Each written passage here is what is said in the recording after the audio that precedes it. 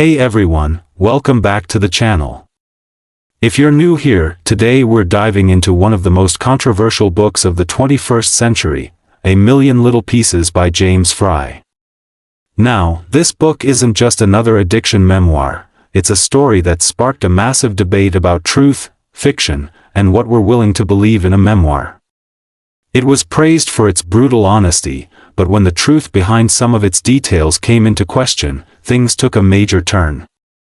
So, today we're unpacking the big question: was James Fry really telling the truth, or did he stretch it for the sake of the story?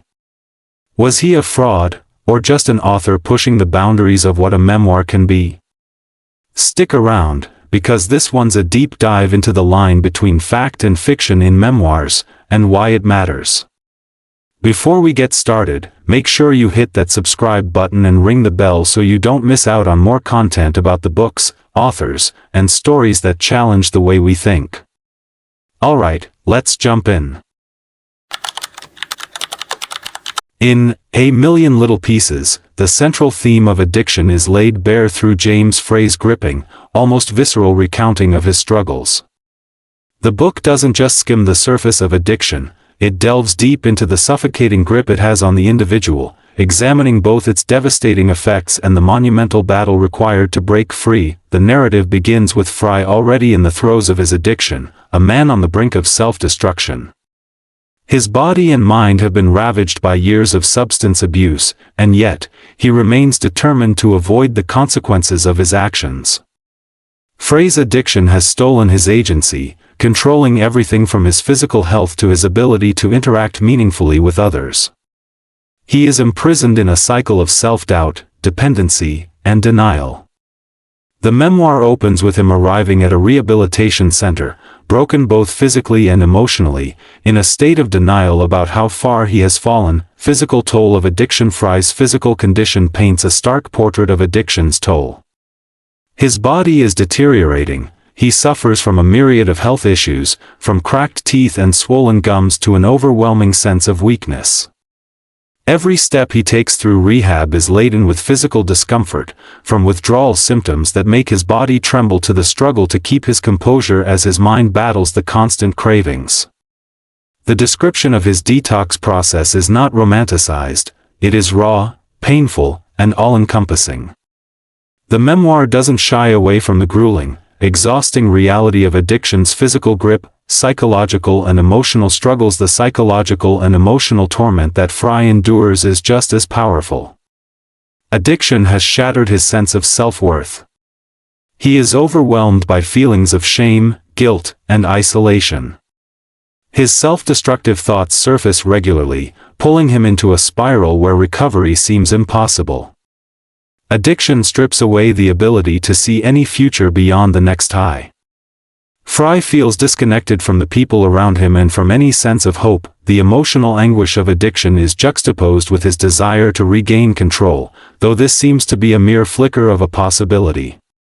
Even in rehab, where the goal is healing, Fry is grappling with anger, frustration, and distrust. The walls between him and others are high. He struggles to open up, to accept help, and to show vulnerability. His stubbornness and defiance create a tense atmosphere, both in his relationship with other rehab patients and the staff. He often questions the efficacy of the program, doubting that he can ever break free from the constant pull of addiction. The path to recovery, however, the journey toward recovery in Fry's world is far from linear. There is no easy redemption, no quick fix.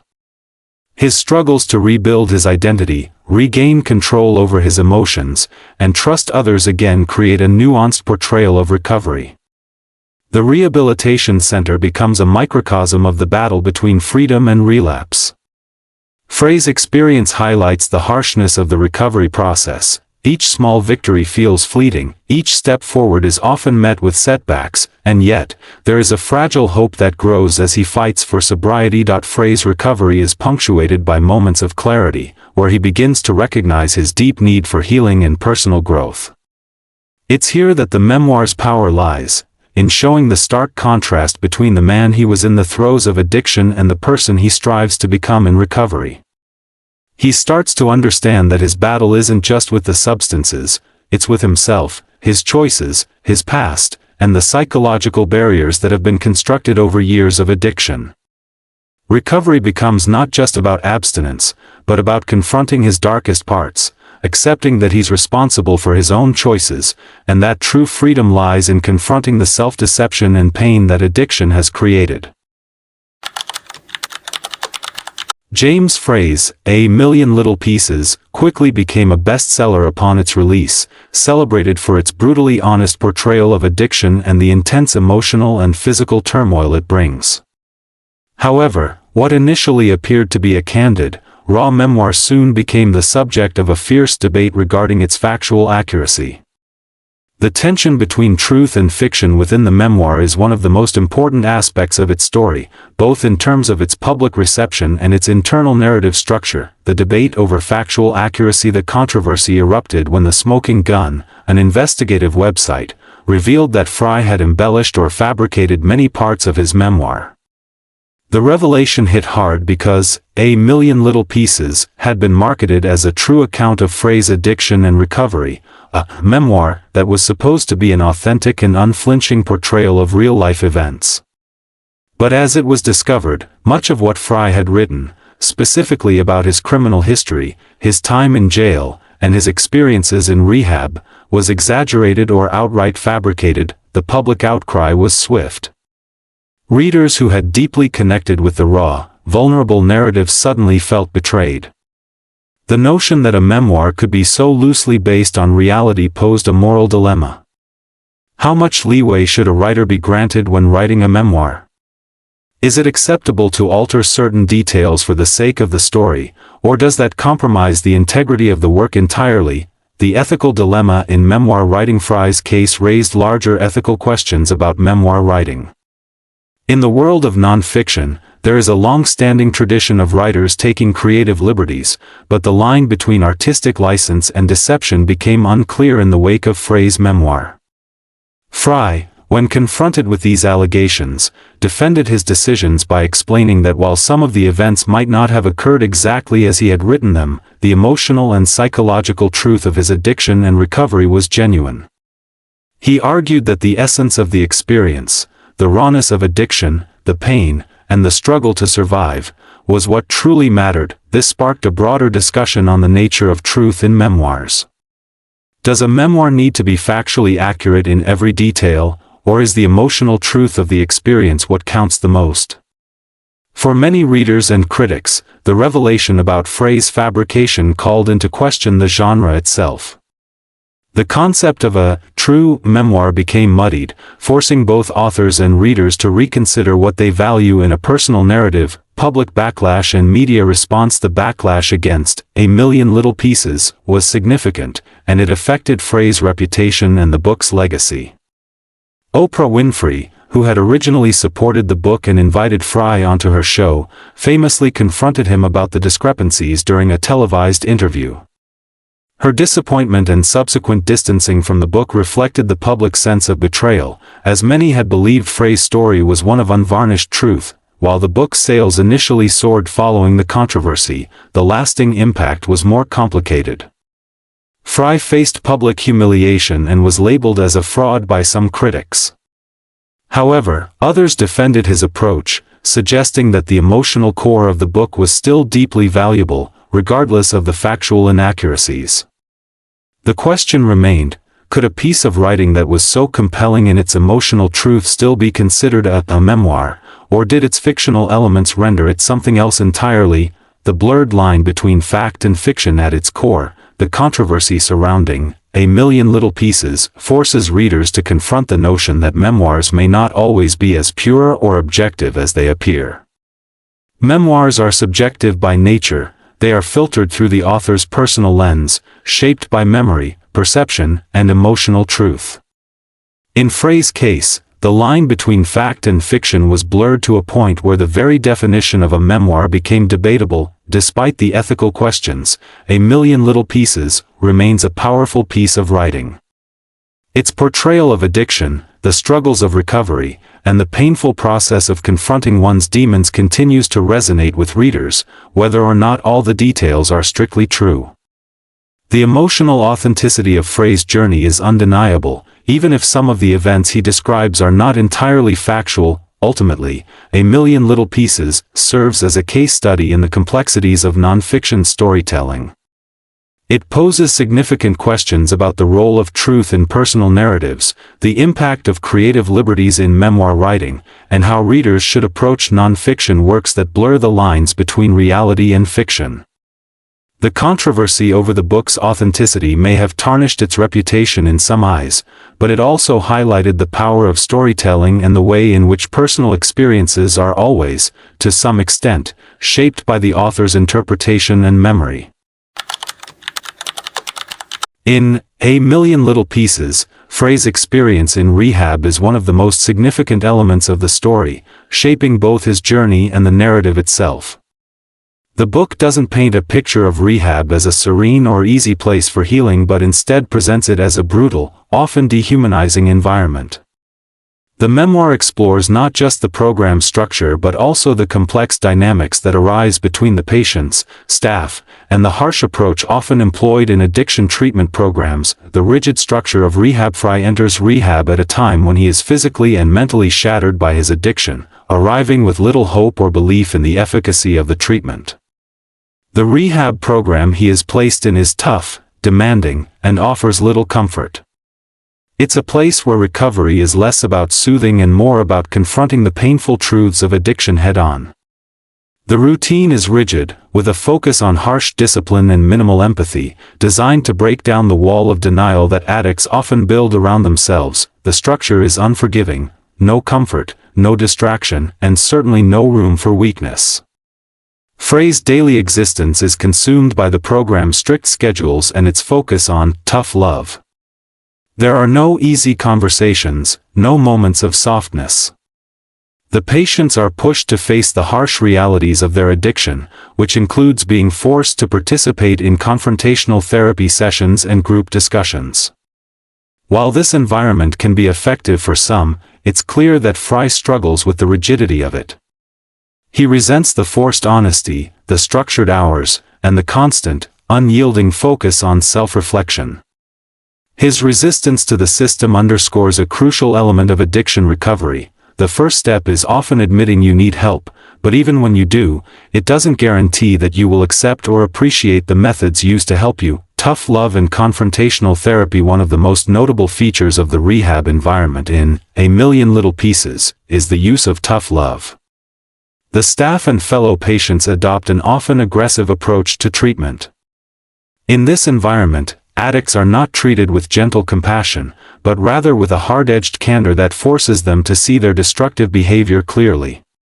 The idea behind this tough love philosophy is that addicts need to be forced to confront the severity of their actions in order to break free from the grip of their addiction. Frey's interactions with both patients and staff highlight the complex nature of rehab. On one hand, there are moments of shared vulnerability when the patients open up about their struggles, but on the other, there is a persistent tension. Fellow patients become both allies and rivals, as the intensity of the recovery process fosters competition, judgment, and even hostility. Rehab becomes not just a place for healing but a battleground, where each person is fighting their own personal demons while also dealing with the pressure of being part of a collective struggle. Therapists and counselors often use confrontational techniques, directly challenging the patients about their behaviors, forcing them to acknowledge the damage they have caused to themselves and others. For Frey, this method is not always comfortable. His internal resistance to the treatment makes him see these therapists as figures of authority that he must rebel against, which, in many ways, mirrors his relationship with addiction itself. The rehab program insists that he face the truth about his addiction in an unfiltered way, but Frey is often unwilling or unable to do so. Interpersonal dynamics between patients. The relationships between patients in the rehab center are complex and multifaceted. Frey encounters a range of individuals, each with their own unique stories of addiction and recovery. Some of these people become sources of both support and challenge, pushing him to open up and confront his own truths. However, the reality of group rehab is that these relationships are often tense and fraught with competition. The collective struggle for sobriety can sometimes create rifts among the patients, as they each try to one-up each other in their attempts to seem more recovered or more committed to the process. Phrase interactions with fellow patients are often marked by a mix of camaraderie, resentment, and judgment. He has a tendency to see many of them as either weak or fake, and this disdain creates a barrier for him in truly accepting the rehab program. At times, his isolation grows, and the bond between patients weakens as they each deal with their own emotional turmoil. However, there are a few standout individuals in the program who provide moments of genuine connection. These relationships serve as important turning points in Frey's recovery process. Through others, he begins to recognize the importance of opening up and embracing the healing process rather than resisting it. Yet, this is a long and painful journey, one that requires Frey to be vulnerable, a concept he struggles to embrace. The effectiveness of rehab. Throughout A Million Little Pieces, Frey remains skeptical about the actual effectiveness of rehab. His frustration is palpable. He constantly questions the program's methods, the motives of the staff, and whether his time in the rehab center is truly going to help him change. The book doesn't offer a clear, black-and-white answer about the efficacy of such programs. Instead, it shows the rehab process as one filled with ups and downs, a continual cycle of progress and setbacks. For Frey, the success of rehab is not simply about completing the program. It is about his ability to confront his addiction head-on, to shed the layers of denial that have protected him for years, and to take responsibility for his actions. It is about finding a way to reconcile the person he was with the person he is striving to become. The rehab center acts as a catalyst for this internal change, but it is not a cure-all. The program can push him toward recovery, but the real work lies within himself.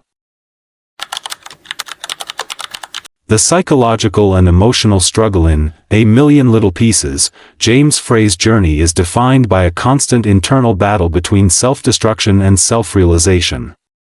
His addiction, a powerful force that has consumed his body and soul, represents the extreme end of self-destruction.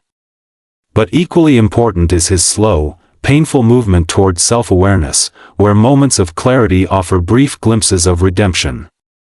This theme speaks to the heart of the human condition, how we often destroy ourselves in the pursuit of coping with pain, but also how, through struggle, we have the potential to rebuild ourselves. The depths of self-destruction. When Frey enters rehab, he is already deeply entrenched in self-destructive behaviors.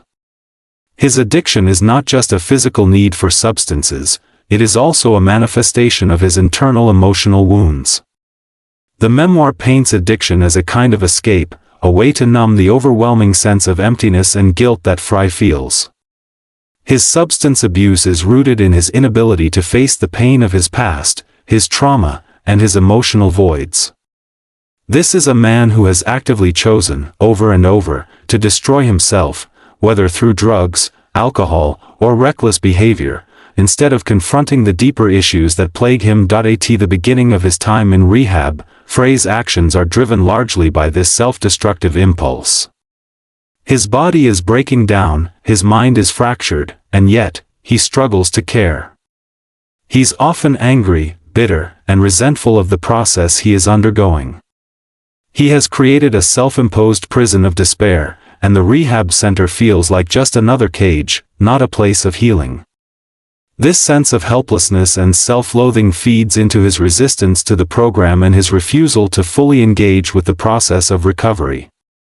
His self-destruction isn't just about the substances, it's about his refusal to take responsibility for the havoc he has wreaked on his life and the lives of those around him. The initial resistance to change. Frey's resistance to recovery is one of the most significant aspects of his psychological journey. He often questions the rehab program and the therapists, seeing their attempts to fix him as futile and forced. His pride and anger block his path to healing, as he continually rejects the idea that he is broken and in need of help. His stubbornness leads him to isolate himself emotionally, pushing away the very people who could offer him support.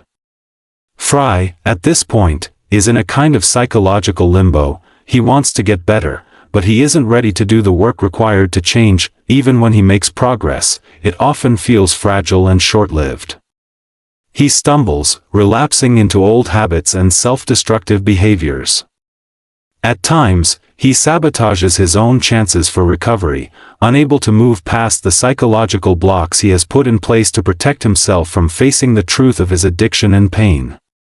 This cycle of small victories followed by setbacks illustrates the slow, uneven process of recovery, which is rarely linear. Moments of clarity, the seeds of self-realization. Despite the overwhelming darkness of Frey's addiction, the memoir also reveals moments of self-realization. These moments are brief but crucial, offering glimpses of the man Frey could become if he is willing to confront his own inner demons. As he progresses through rehab, he begins to understand the emotional and psychological roots of his addiction. He starts to recognize that his substance abuse is not just about the high, it is a way to avoid confronting deep-seated feelings of inadequacy, shame, and guilt. One of the most important realizations is that Frey is not simply the victim of his addiction. He acknowledges that, to some extent, he has allowed it to define him. He has used drugs and alcohol as a shield against the pain of facing himself, and this recognition is a significant step toward recovery. For the first time, Frey begins to take responsibility for his actions, understanding that self-destruction is not just a product of external circumstances but also a result of his own choices and inability to deal with his emotions in a healthy way. These realizations, however, are not easy. They come with immense emotional pain as Frey is forced to look inward and confront the choices that led him to this point. The process of self-realization is deeply uncomfortable, but it is also liberating. Frey begins to grasp that recovery is not just about sobriety, it is about reclaiming control over his mind, his emotions, and his future. The conflict between old habits and new growth. Frey's self-destructive tendencies do not disappear overnight. Even as he experiences these moments of clarity, he remains deeply torn between the pull of his addiction and his desire for change. The psychological war within him rages on. He feels the constant urge to give in to the familiar comforts of his old ways, but he also feels the slow, growing desire to rebuild himself, step by painful step. There is a sense of tension between these two forces: the old Frey, who clings to his self-destructive behaviors as a way of coping with his trauma, and the new Frey, who is learning to take responsibility, accept his flaws, and make choices that align with his long-term well-being. The memoir doesn't offer easy answers about recovery, but it highlights the complexity of the process, how the past never truly disappears and how healing requires both time and active effort. The fragility of self-realization. The path to self-realization is fragile, and Frey's journey demonstrates this. Moments of clarity and self-understanding are fleeting, and they require constant effort to maintain. Even when he begins to confront his emotional wounds, there are times when he reverts to old, destructive habits. However, these moments of insight, though brief, lay the foundation for Frey's eventual transformation. His internal struggle is the heart of the memoir, showing that recovery is not a destination but a continual process of becoming. The ripple effect of addiction in A Million Little Pieces. The role of family and relationships in the life of an addict is an undercurrent that shapes much of the emotional depth of the memoir. While the primary focus is on Frey's individual battle with addiction, the impact of his behavior on those who care about him, and the emotional toll it takes on both him and them, cannot be ignored. The memoir illustrates how addiction doesn't just destroy the addict, it fractures relationships, erodes trust, and creates a ripple effect that spreads through family and friends, often leaving devastation in its wake. The tension with family. Strained bonds. At the heart of Frey's addiction is a deep-rooted tension with his family. Throughout the memoir, his strained relationship with his parents, particularly with his mother and father, becomes one of the key emotional drivers of his journey. His addiction has not only alienated him from them, but it has also clouded their ability to truly help him. Their love for him is evident, but so too is their frustration, helplessness, and confusion about how to reach him. Addiction, after all, is a disease that doesn't just affect the person suffering from it, it affects everyone around them. Frey's parents are depicted as being at a loss for how to handle their son's escalating addiction. They try to help, but their attempts seem ineffective and, at times, even exacerbating the problem. This tension between wanting to save someone and realizing that you cannot save them from themselves is palpable throughout the memoir. Frey's denial and resistance to help from his family members only deepen the emotional rift between them. His self-destructive behavior pushes them away, and their frustration feeds his own sense of isolation and shame. Despite their best efforts, Frey's family is unable to penetrate the wall of denial he has built around himself. This dynamic is not unique to Frey's family. It is a reflection of how addiction can sever familial ties, leaving loved ones feeling helpless and the addict trapped in a vicious cycle of self-doubt and shame. The strain on his family creates a sense of guilt for Frey, but also a continued resistance to seeking the help they offer. The emotional complexity of these relationships is one of the most painful aspects of Frey's journey, showing how addiction warps not just the addict's life, but the lives of everyone who loves them. The role of relationships in rehab, a double-edged sword. As Frey enters rehab, he finds himself surrounded by a new set of relationships, fellow patients and staff members. These relationships are also complex, offering a different kind of emotional interplay. On one hand, the shared experience of addiction creates a sense of camaraderie between the patients.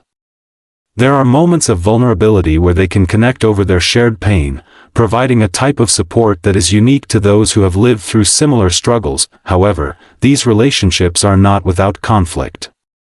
Rehab is a place where people are forced to confront their issues in a direct and often confrontational manner.